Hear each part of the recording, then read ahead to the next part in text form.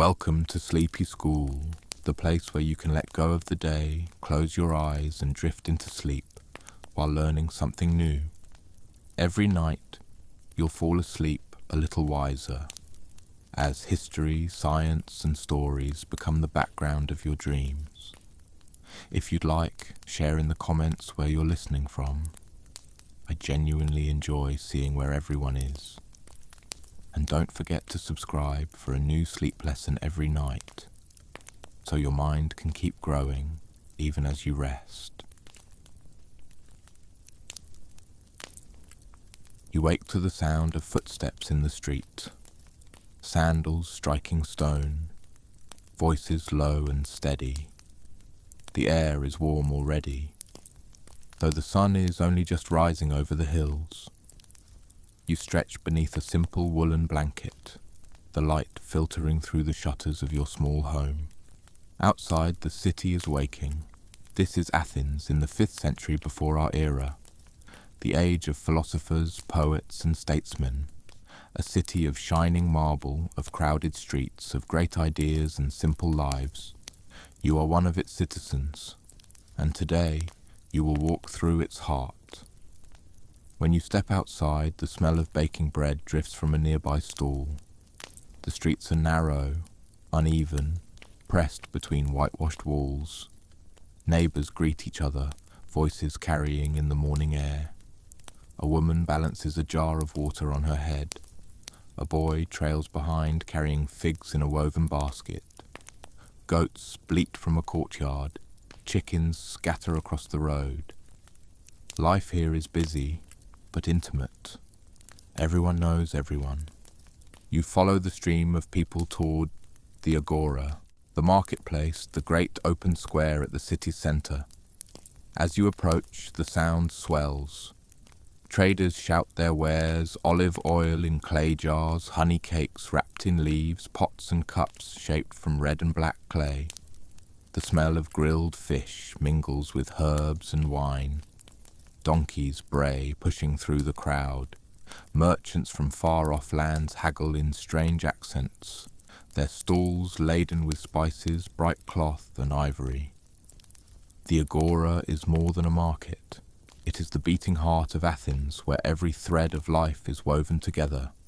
Citizens gather not only to buy and sell, but to speak, to argue, to decide the city's future. Here, politics is not hidden in palaces. It is out in the open, in the dust and sun, where every man's voice may be heard. You pass a group of men in heated debate.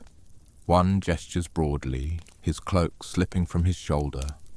Another shakes his head, voice sharp, dismissing his argument. A third laughs, drawing the attention of those nearby. These are not idle conversations. They are questions of law, of war, of philosophy. Ideas spill into the air like wine from a jar, shared and contested. You pause to listen, catching phrases about justice, about the role of the gods, about the right way to govern men. Not far off, a cluster of younger men surrounds a figure with a rough beard and simple cloak. His eyes are sharp, his voice calm but probing. He does not lecture. He asks questions. Each time someone answers, he asks another, forcing them to think more deeply. His name is Socrates, though here he is just another voice in the crowd. You realize you are witnessing philosophy not as books or speeches, but as conversation, alive and unpredictable. Children dart between the legs of the crowd, laughing. They play knucklebones, tossing sheep bones into the air and catching them in their palms. Others chase a hoop with sticks, rolling it down the dusty road. Their mothers call out, scolding them back toward the shade. Near the edge of the square, artisans work in open stalls. A potter spins his wheel, shaping wet clay with steady hands. His apprentice feeds the fire of the kiln, smoke drifting into the sky. A sculptor chips at marble, flakes falling at his feet, slowly revealing the form of a horse. Bronze workers hammer metal into shape. the clang echoing down the street. The sound of labour fills the air, as much a part of the city as the voices of politicians. You wander deeper into the agora. At its centre rises a platform where officials address the citizens. Today a man stands there, cloak draped neatly, his voice ringing over the crowd. He speaks of the assembly that will meet later on the Nix Hill, where men will vote on war with Sparta. The people murmur, some nodding, some frowning. Decisions here are not made in silence. They are shaped by the roar of the crowd, by persuasion and passion. As you move, you notice the contrasts of the city. Citizens walk proudly, their cloaks pinned with bronze brooches. Slaves hurry past, carrying heavy baskets, their eyes lowered. Foreigners, called metics, stand at stalls, trading goods but never fully part of the city's political life.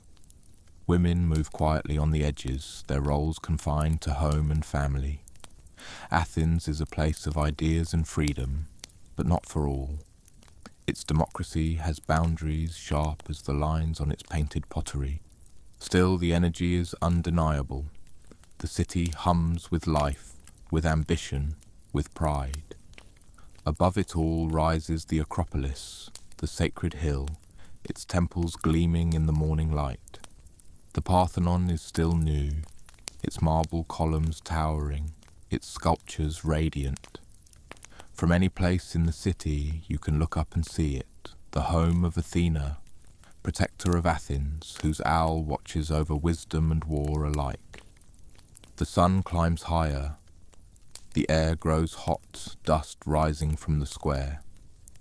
Merchants shout louder, coins clink in hands, laughter rings from a group of men drinking watered wine beneath a shaded awning. A flute player's music drifts across the crowd, bright and lilting. A storyteller gathers children, waving his arms as he recounts the tale of Heracles and his labours, his voice rising and falling in rhythm. By midday the agora is at its fullest. The crush of bodies, the heat of the sun, the clamour of voices is overwhelming yet exhilarating. This is Athens alive, not as statues or ruins, but as a city of flesh and breath, of bread and words. You walk among it all, a citizen of the greatest city of its time. The sun has climbed high now, spilling over the white walls and marble steps. The air shimmers with heat. Men shade their faces with cloaks. Women hurry children into shadow. Dogs stretch themselves out in the dust. The agora still hums, but its energy changes as the day advances. Commerce gives way to politics. Voices sharpen. You follow the crowd moving toward the slope of the Nix, the low hill west of the Acropolis. Here, Athens gathers to govern itself. There is no king to decree, no tyrant to command. Here the citizens decide together. You climb the steps carved into stone, joining hundreds of others spreading across the open space. At the front, a speaker mounts the bema, the stone platform. His voice carries across the assembly, strong and clear. He speaks of alliances, of trade, of threats beyond the sea. Today there is talk of Sparta, the rival city to the south. Tension hums beneath the words like a bowstring pulled taut. Some cheer his call to prepare for war. Others mutter darkly, shaking their heads. Every citizen has the right to stand, to speak, to persuade. Democracy here is loud, messy, passionate. You watch as men raise their hands, voting openly, their gestures visible to all. No secret ballots, no quiet counts. Each decision is a performance, a declaration. The future of Athens is shaped in the sun, in the dust, in the clamour of men raising voices together. You feel the weight of it, that here, even in imperfection, power is shared in a way few other places in the world have known. After the assembly disperses, you descend back toward the city. Along the way you pass groups, still debating, still arguing over the decisions made. The words spill into the streets, into workshops, into taverns. Athens is a city where thought itself seems to flow like water, carried from mouth to mouth. Near a shaded colonnade, a circle of young men listens intently as a familiar figure questions them. Socrates again, his voice calm, his stance patient. He asks what justice is, what courage means, what it is to live a good life. Each answer is met with another question, unravelling assumptions, pushing deeper. The young men laugh, frown, gesture wildly. Some grow frustrated, but none walk away. They are caught by the force of his inquiry. You pause, listening. The words dig at you too, unsettling, demanding.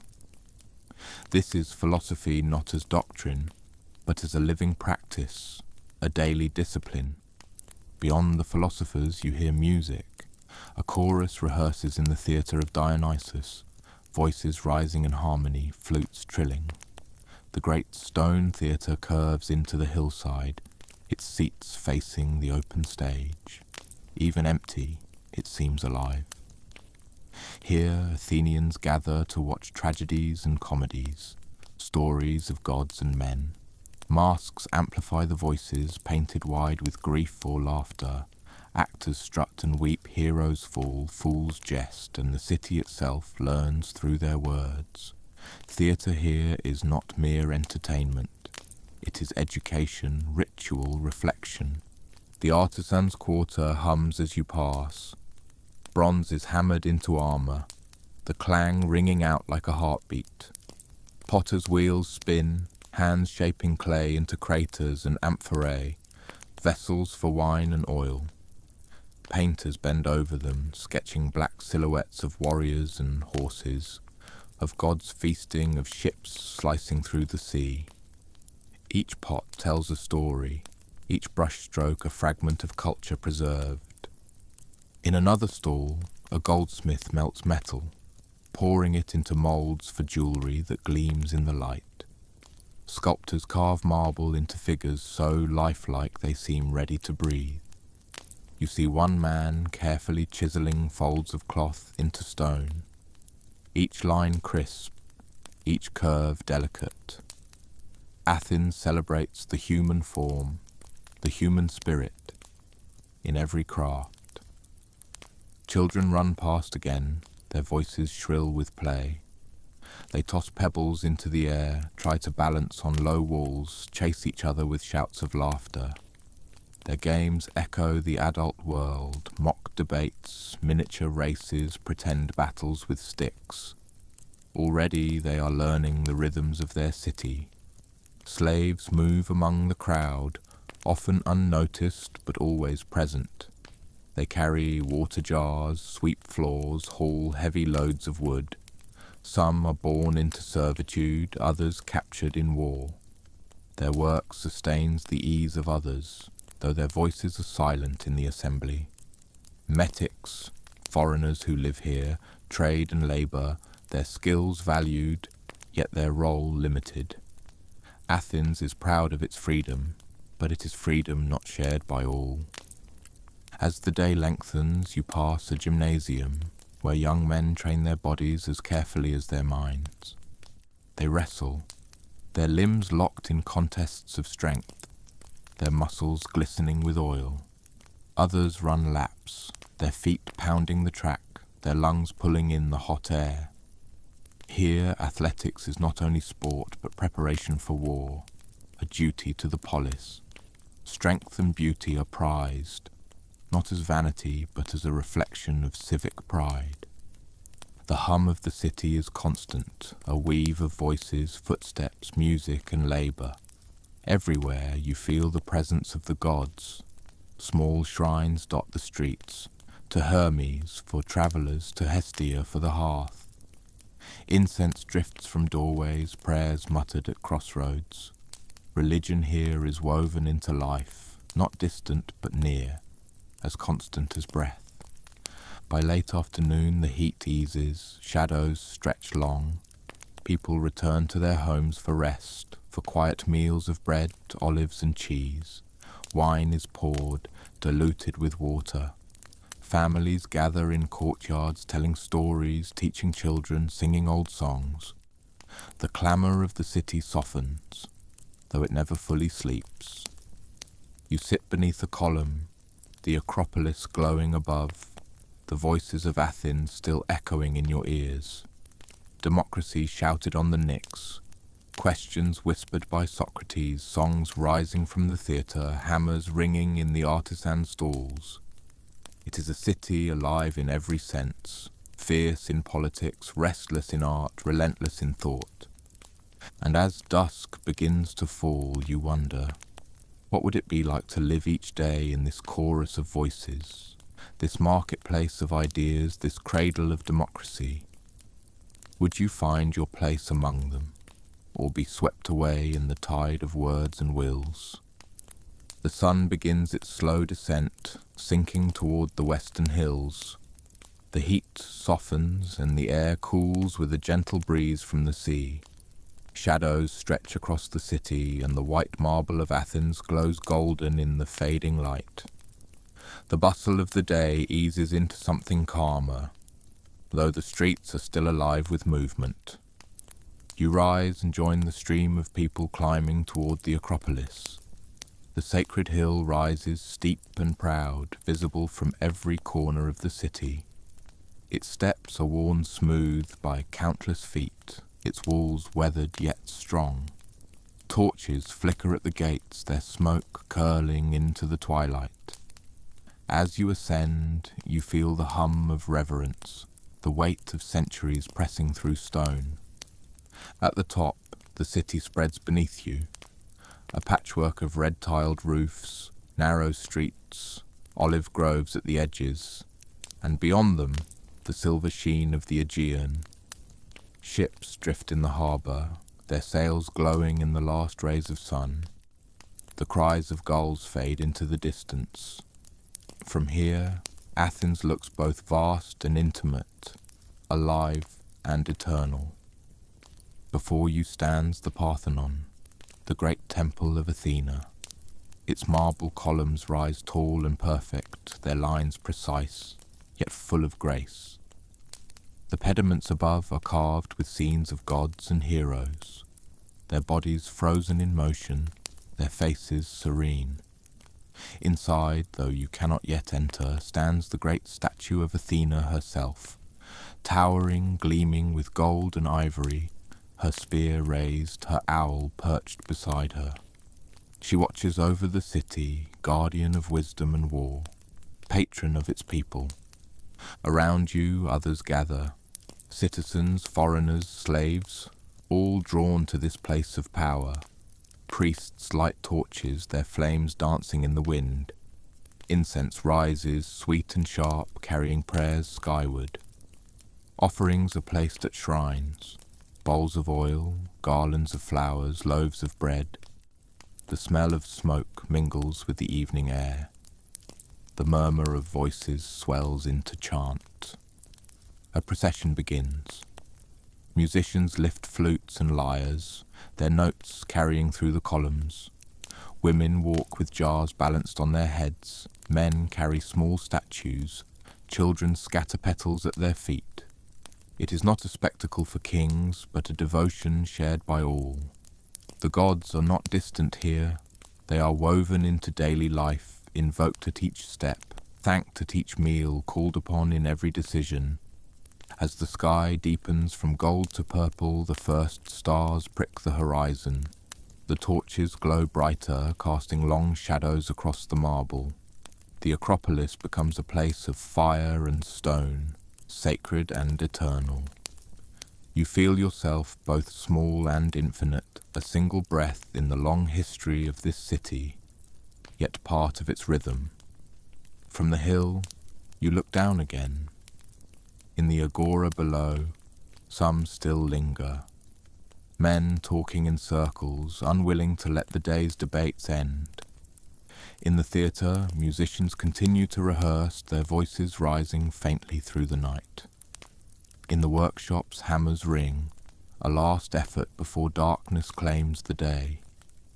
The city hums, quieter now, but still alive, still restless.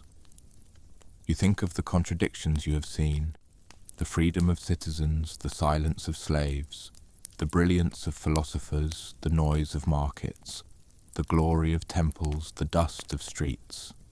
Athens is not perfection. It is struggle, conflict, ambition, but it is also creation. Ideas are born here, fragile, contested, yet enduring. Ideas of democracy, of justice, of beauty. Ideas that will outlast the stones themselves. A priest steps forward, raising his hands. The chant stills, the crowd quiets. He calls to Athena, protector of the city, to grant wisdom, to grant courage, to grant victory in battles to come. The voices rise together, echoing against the marble, carried on the breeze. For a moment, it feels as though the gods themselves listen. The prayer ends. Torches are lowered. Families drift back down the hill, their paths lit by starlight and flame. You remain a moment longer, gazing at the statue, the temple, the city spread beneath you. You breathe in the scent of smoke and stone, the salt of the sea, the faint sweetness of olives carried on the wind. Night has come to Athens. You descend slowly, your sandals brushing the worn steps, the sounds of the city soft around you. In the courtyards, families gather for meals. In the taverns, men sing and drink. In the streets, dogs bark, children whisper, lovers laugh. The city does not sleep easily. It dreams awake, its mind always turning, its voice always speaking. You return to your home, small and simple, walls cool in the night. You lie down on your blanket, the stone floor beneath you hard, but familiar. Through the window you glimpse the Acropolis, its torches still glowing faintly against the stars. You close your eyes, the voices of Athens still echoing in your mind. The debates, the questions, the prayers, the songs. And you wonder, could you find your place here, in this city of marble and dust, of gods and men, of freedom and flaw? Could you live a day in ancient Athens, and another, among the people who shaped the world with their words and their will? As you drift into sleep, the question lingers, gentle as the night breeze. Would you last in Athens?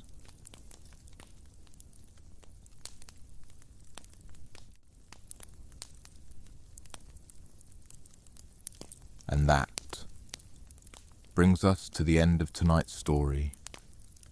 I hope you found it calming. Maybe you learned something new, and maybe you're already drifting into sleep. If you enjoyed this, please like the video and subscribe to Sleepy School. It helps more people find these stories and join us each night. I'd also love to hear from you, so let me know in the comments where in the world you're listening from tonight. For now, rest well, dream deeply, and I'll see you tomorrow night with another bedtime lecture. Good night.